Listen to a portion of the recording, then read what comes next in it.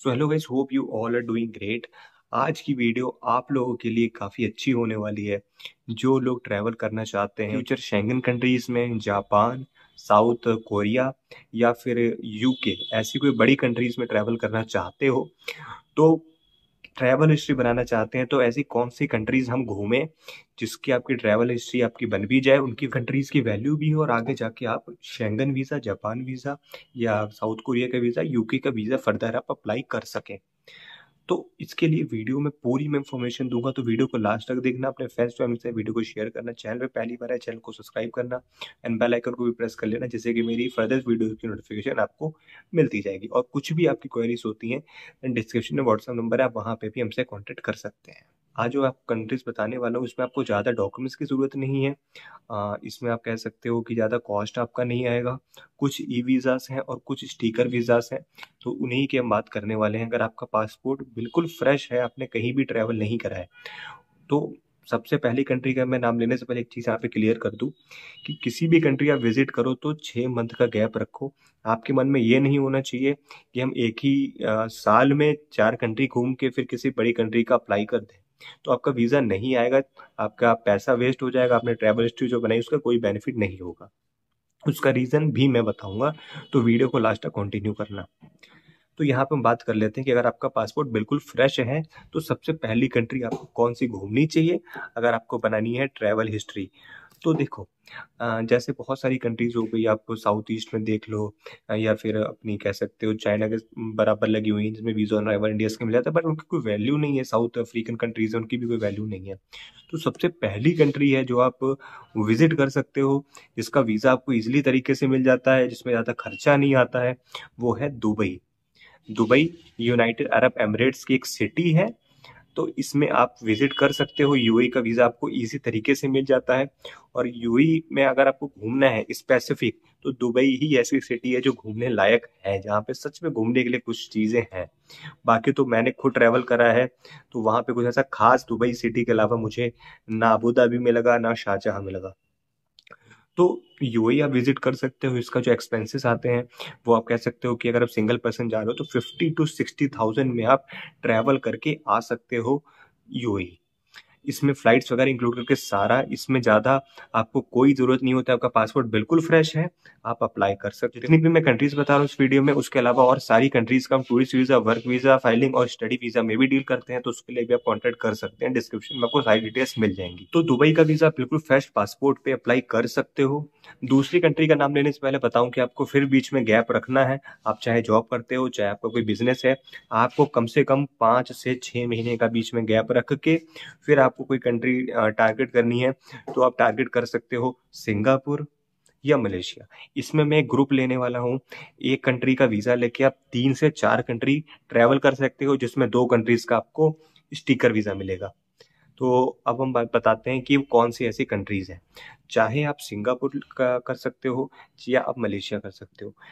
Malaysia थोड़ा-सा lenient है, easy है, और सिंगापुर थोड़ा-सा टफ है, आपको एयरपोर्ट पे डिपोर्ट वगैरह भी होते हैं, तो सिंगापुर मैं कंसीडर नहीं करूँगा। लेकिन घूमना है तो सिंगापुर भी काफ़ी अच्छी कंट्री है, सिंगापुर के लिए आप कर सकते हो। भी आपकी क्वेरी है, वीज़ा में प्रॉब्लम आ रहा है, तो आप हमसे डेफिनिटली कॉन्टैक्ट कर सकते हो। डिस्क्रिप्शन में आपको सारी डिटेल्स मिल जाएँगी। अगर आप एक कंट्री का वीज़ा लेने के साथ इंडिया से अगर आप सोचो कि हम 4 कंट्री घूमें, तो वो कौन-सी हैं, वो हम बात कर लेते हैं।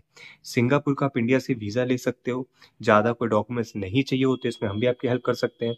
सिंगापुर आप घूमो 7 से 8 दिन, उसके बाद आप ऑन अराइवल वीज़ा मिल जाएगा मलेशिया का सिंगापुर से, तो वो आप लेके मलेशिया जा सकते हो। बट मैं रिकमेंड करूँगा कि बाय फ्लाइट ही करो, बाय बस ना करो, ऐसा मुझे लगता है।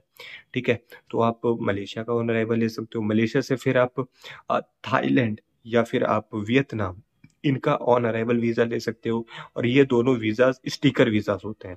अगर आपको वियतनाम घूमना है, आप वियतनाम घूम सकते हो, थाईलैंड घूमना है, आप थाईलैंड घूम सकते हो, या फिर आपने लाओस घूमना है, तो आप लाओस भी घूम सकते हो। ये बेसिकली 5 कंट्रीज़ हो गई, इसमें से कोई आप 4 कंट्री घूम सकते हो, सिंगापुर से मलेशिया, मलेशिया से वियतनाम, वियतनाम से लाओस या थाईलैंड। तो ये पाँचों कंट्रीज़ आप एक बार में घूम के आ सकते हो, और इनका बजट जो होने वाला है पाँचों कंट्रीज़ घूमने का, वो 1.5 लाख के अंदर-अंदर ही होने वाला है। तो इनके लिए हम पैकेजेस आपको प्रोवाइड करवा सकते हैं, पूरी टूर आइटिनरी प्रोवाइड करवा सकते हैं, और केवल 20 से 25 दिन में आप ये 5 कंट्री घूम के आ सकते हो। एक साल में आपका दुबई घूम लिया आपने एक चक्कर में ही 4-5 कंट्री घूम लिया। आपके पासपोर्ट में कम से कम 4-5 वीजास लग गए आपके, इसमें कुछ स्टिकर वीजास हो गए, कुछ स्टैंप्स वगैरह हो गई। अब नेक्स्ट ईयर अगर आपको प्लान करना है किसी कंट्री का, तो नेक्स्ट ईयर आप प्लान करो उसके अलावा टर्की का, या फिर आप प्लान कर सकते हो आर्मेनिया का या जॉर्जिया का।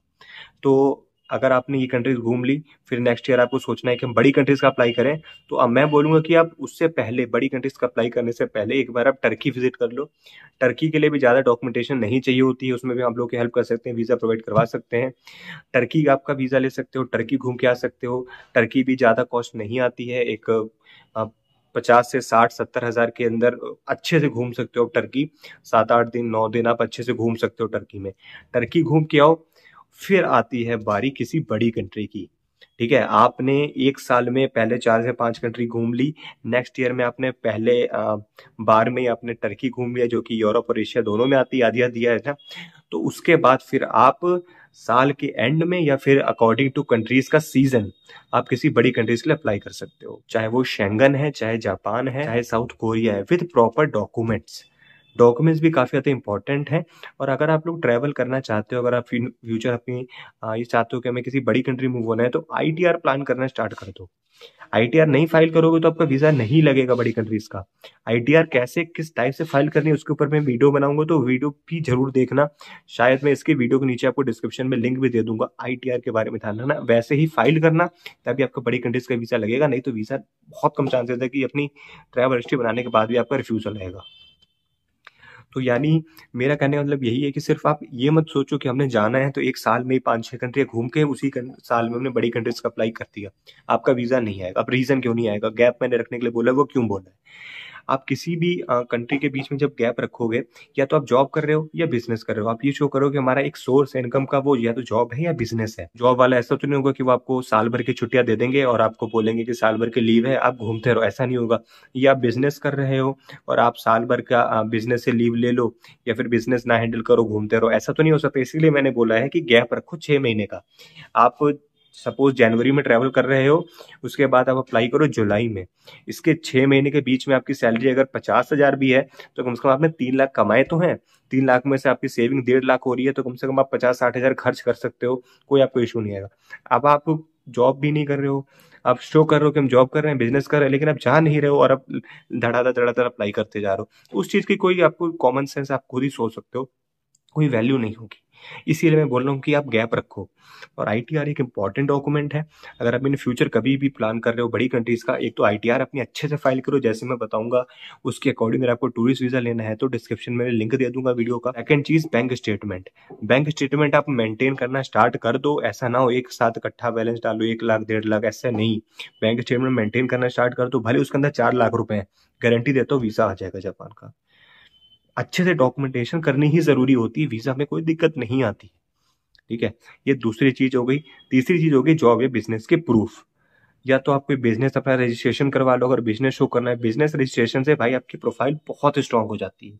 आप अगर कोई बिजनेस रजिस्टर्ड करवा लेते हो ना, भले वो प्राइवेट लिमिटेड है तो उसकी ज्यादा वैल्यू है। ठीक है, अगर प्राइवेट लिमिटेड करवा लेते हो, तो अगर आप प्राइवेट लिमिटेड रजिस्टर्ड करवा लेते हो अपना बिजनेस, तो आपके जो भी डॉक्यूमेंट्स हैं वो ज़्यादा ये कह सकते हो होंगे आपके पास। और आपका एक प्रॉपर रीजन होगा वापस आने का कि आप अपने बिजनेस कर रहे हो, वापस आओगे। यहाँ पे आप शो करो कि बिजनेस में हम कम से कम ग्रॉस हमारा 1 लाख हो जाता है यार, और हम सेव उसमें से हमारे 60-70 आ जाते हैं, तो क्यों हम वहाँ पे जाके ओवर स्टे करेंगे, वहाँ पे वर्क परमिट में कुछ भी इलीगल करेंगे, वापस आएंगे। तो ये एक सबसे बड़ी चीज़ है, जॉब से बढ़िया है बिजनेस शो कर सकते हो अगर आपका थोड़ा बहुत भी बजट है। जॉब में भी हो सकता है, ऐसा नहीं जॉब में विजस नहीं आते हैं, बट सैलरी 60-70 हज़ार 60 हज़ार इतनी हो तो आप एक्सपेक्ट कर सकते हो। कोई किसी की 20,000 रुपये सैलरी होगी तो वो किसी बड़ी कंट्री का तो घूमने का तो सोचेगा नहीं। ठीक है, तो ये चीज़ है। मैंने जितनी भी कंट्रीज बताई हैं उनका हम वीज़ा आपको प्रोवाइड करवा सकते हैं, एक पूरा पैकेज प्रोवाइड करवा सकते हैं, आइटनरी प्रोवाइड करा सकते हैं, और स्टेप बाय स्टेप कैसे चलना है वैसे आप लोग हमसे हेल्प ले सकते हो। चीज डिस्क्रिप्शन में आपको हमारा व्हाट्सएप नंबर मिल जाएगा, सारी डिटेल्स मिल जाएंगी। कमेंट करके भी कुछ भी आपकी क्वेरी है देन आप हमसे पूछ सकते हो। और हमारा इस चीज़ में काफ़ी अच्छा एक्सपीरियंस रहा है, स्पेशली हम बात करें शेंगन वीज़ा में तो काफ़ी अच्छा सक्सेस रेट रहा है। इसके ऊपर टूरिस्ट वीजा के ऊपर पूरी सीरीज लेके आने वाला हूँ, क्योंकि इसकी डिमांड काफी ज्यादा है, लोगों को इंटरेस्ट काफी ज्यादा है, लोग गलतियां सबसे ज्यादा इसमें करते हैं, लोग लाइटली सबसे ज्यादा इसी ही को लेते हैं, और इसी से लोग लगता है कि सबसे ज्यादा इजी ये है। इतना इजी नहीं है जितना इजी उन्हें लगता है। इसके लिए इसके ऊपर पूरी सीरीज आने वाली है, तो चैनल को सब्सक्राइब कर लो। अगर आप इन फ्यूचर आपका प्लान किसी बड़ी कंट्री का है तो स्टेप बाय स्टेप आपको चलना होगा, ना कि आप एक मंजिल से सीधा 10वीं मंजिल छलांग मार सकते हो। तो कुछ भी आपकी क्वेरी है कमेंट कर सकते हो। गलत चीज करने से अच्छा है किसी का एडवाइस ले लो। और आगे भी ऐसी वीडियोस आती रहेंगी, चैनल को सब्सक्राइब कर लो। इंस्टाग्राम पे फॉलो नहीं किया, डिस्क्रिप्शन में आपको लिंक मिल जाएगा, वहां जाके फॉलो कर सकते हो। एंड आगे भी मिलते हैं ऐसे इंटरेस्टिंग इन्फॉर्मेशन के साथ नेक्स्ट वीडियो।